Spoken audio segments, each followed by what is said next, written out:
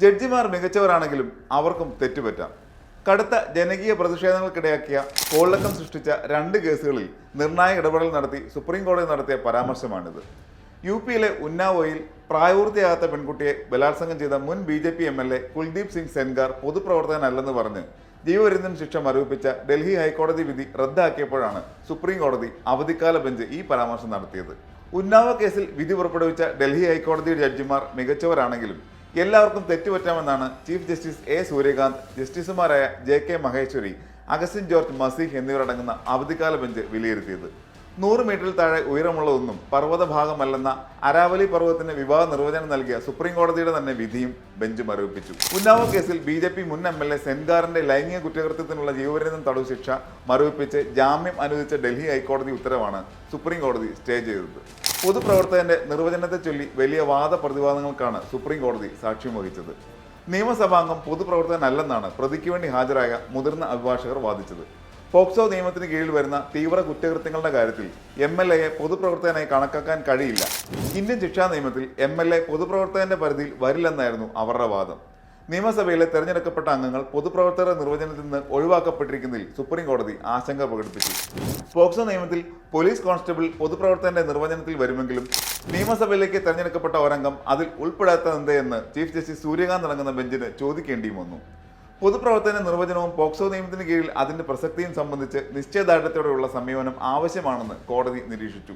ശിക്ഷ മരവിപ്പിക്കുന്നതിനുള്ള ന്യായമായി പോക്സോ നിയമം 5-ാം വകുപ്പിലെ പൊതുപ്രവർത്തകൻ എന്നതിന് ഡൽഹി കോടതി നൽകിയ വ്യാഖ്യാനം തെറ്റായിരിക്കാൻ ഇടയുണ്ടെന്നും ഇത് അംഗീകരിച്ചാൽ MPമാരെയും MLAമാരെയും ഇതുപോലെ ജീവപര്യന്തം ശിക്ഷയിൽ നിന്ന് ഒഴിവാക്കുമെന്നും സുപ്രീം കോടതി ചൂണ്ടിക്കാട്ടി.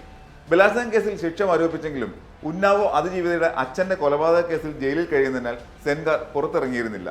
സാധാരണഗതിയിൽ കുറ്റവാളികളെയും വിചാരണ തടവുകാരെയും കീഴ്ക്കോടതികൾ വിട്ടയക്കുമ്പോൾ സുപ്രീം കോടതി ഇടപെടാറില്ല. എന്നാൽ സെൻഗാർ അതിജീവിതയുടെ അച്ഛനെ കൊന്ന കേസിൽ ജയിലിലാണെന്ന വസ്തുത കൂടി കണക്കിലെടുത്താണ് ഡിസംബർ 23 ഇടക്കാല വിധി സ്റ്റേ ചെയ്തത്. അവശേഷിക്കുന്ന ജീവിതകാലം ജയിലിൽ കഴിയണമെന്ന് വ്യക്തമാക്കിയാണ് വിചാരണ കോടതി സെൻഗാറിന് ജീവപര്യന്തം തടവ് ശിക്ഷ നൽകിയത്. പോക്സോ നിയമപ്രകാരം കുറ്റകൃത്യം നടക്കുന്ന സമയത്ത് പ്രായപൂർത്തിയാകാത്ത ഇരയ്ക്കുമേലുള്ള ലൈംഗിക ആക്രമണം നടത്തിയത് ഒരു പൊതുപ്രവർത്തകനോ പോലീസ് ഓഫീസറോ സൈനികനോ സുരക്ഷാ സേനാംഗമോ ആശുപത്രി സ്റ്റാഫോ ജയിൽ സ്റ്റാഫോ ആണെങ്കിൽ അത് തീവ്ര കുറ്റകൃത്യമായി കണക്കാക്കി ജീവപര്യന്തം വരെ നീട്ടാവുന്ന 20 വർഷത്തെ ജയിൽ ശിക്ഷ നൽകും. എന്നാൽ ജസ്റ്റിസുമാരായ സുബ്രഹ്മണ്യം പ്രസാദ്, ഹരീഷ് വൈദ്യനാഥൻ ശങ്കർ എന്നിവരടങ്ങുന്ന ഡൽഹി ഹൈക്കോടതി ബെഞ്ച് 4 തവണ BJP MLA ആയിരുന്ന സെൻഗാറിനെ പൊതുപ്രവർത്തകനായി കണക്കാക്കാനാവില്ലെന്ന വിചിത്രമായ കണ്ടെത്തലാണ് നടത്തിയത്. സെൻഗാർ പൊതുസേവകന്റെ നിർവചനത്തിൽ വരില്ലെന്നും അതിനാൽ പോക്സോ നിയമത്തിലെ 4-ാം വകുപ്പ് പ്രകാരം സംഭവം നടന്ന 2017 ചുരുങ്ങിയ ശിക്ഷയായ 7 വർഷം തടവ് മാത്രം മതിയെന്നും ഹൈക്കോടതി വ്യക്തമാക്കി.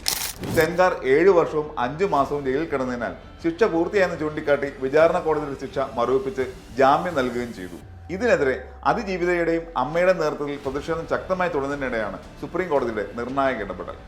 വിവാദമായ അരാവലി മലനിരകളുടെ പുനർനിർവചനം തെറ്റായി വ്യാഖ്യാനിക്കപ്പെടാമെന്നും പരിസ്ഥിതി ലോല പ്രദേശങ്ങളിൽ അനിയന്ത്രിതമായ ഖനനത്തിന് സൗകര്യമൊരുക്കുമെന്നുള്ള ആശങ്കകൾ മുൻനിർത്തി അരാവലി കുന്നുകളുടെ നിർവചനം സംബന്ധിച്ച മുൻ നിർദ്ദേശങ്ങളും വിദഗ്ധ സമിതി റിപ്പോർട്ടും നടപ്പിലാക്കുന്നത് സ്റ്റേ ചെയ്തും സുപ്രധാന ഇടപെടലാണ് സുപ്രീം കോടതി നടത്തിയത്. അരാവലിയുടെ നിർവചനത്തിൽ വ്യക്തത വരുത്താനും തദടിസ്ഥാനത്തിൽ മാർഗനിർദ്ദേശങ്ങൾ സമർപ്പിക്കാനും പുതിയ വിദഗ്ധ സമിതി ഉണ്ടാക്കാനുള്ള നിർദ്ദേശവും കോടതി നൽകി.